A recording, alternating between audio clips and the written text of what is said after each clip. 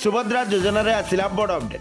आसंता August 28 तारिख राखी पूर्णिमा अवसर में आसवाक जाऊँगी बहु प्रतीक्षित सुभद्रा योजनार पंचम किस्ती टंका। यही किस्ती रे किए पाइबे 5,000 किए पाइबे 10,000 आउ केउ महिला को मिल 25,000 टंका। संपूर्ण खबर यही वीडियो रे पाइपर। वीडियो को शेष पर्यंत निश्चित देखो। दर्शक बंधु, सुभद्रा योजनार पंचम किस्ती रे जो महिला पूर्वर मिलता सुभद्रा योजनार समस्त किस्ती रे अर्थात मिलता 4टी किस्ती रे समस्त टंका पाइथिले एही किस्ती रे मध्य पुणी थरे पाइबे सुभद्रा टंका।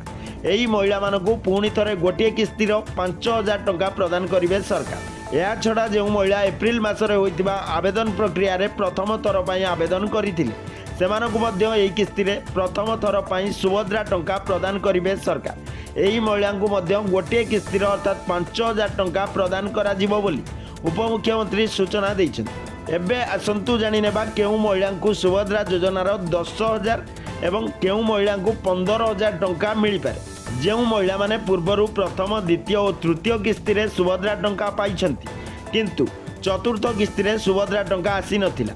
एही महिला मानकु चतुर्थ एवं पंचम किस्ती मिसाई एका बेले 10,000 टंका एवं जो महिला माने प्रथम द्वितीय किस्ती पाइथिले किंतु तृतीय चतुर्थ किस्ती रे सुभद्रा टंका आसी नथिला सेमानकु पंचम किस्ती मिसाई एका बेले 3टी किस्ती 15,000 टंका मिल पारे बोली सूचना मिली। एबे आसंतु जानि नेबा सबुठारु चर्चित विषय कौन सतरे महिला को एका बेले मिल 25,000 टंका। आज्ञा हाँ दर्शक बंधु, जो महिला माने प्रथम पर्यायर सुभद्रा योजना रे आवेदन करथिले किंतु कौनसी कारणवशतः ए पर्यंत सुभद्रार कौनसी किस्ती रे टंका पाई नांती सेमानकु वेरिफिकेशन करा जाई एका बेले समस्त किस्ती अर्थात 5टी किस्ती 25,000 टंका प्रदान करा जिवो बोली उपमुख्यमंत्री श्रीमती प्रभाती परिडा सूचना दैछन्ति। आपण आगामी राखी पूर्णिमा रे केतोटी किस्ती रे सुभद्रा टंका पाइबाकु जाउछन्ति कमेंट रे निश्चित जणांतु। ये थिला सुभद्रा योजना को नै आसीथिबा सूचना। आशा करूची वीडियोटी आपनकु पसंद आस्थिबो।